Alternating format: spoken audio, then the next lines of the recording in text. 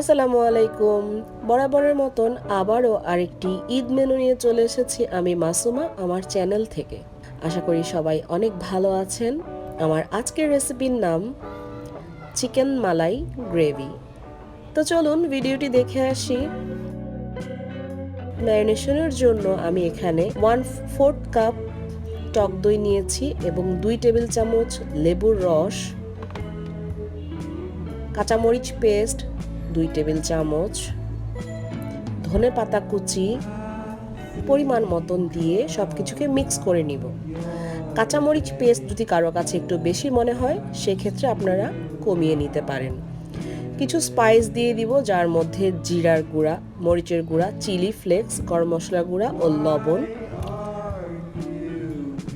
দেওয়া হয়েছে। পরিমাণ স্ক্রিনে দিয়ে দেওয়া হবে।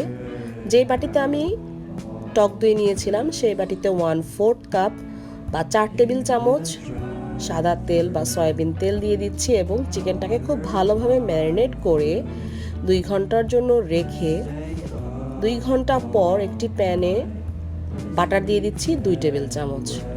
অন্যদিকে 2 টেবিল চামচ আদা রসুন পেস্ট দিয়ে বাটারে খুব ভালোভাবে ভেজে নিয়ে চিকেনের পিসগুলোকে সতে করে নিব।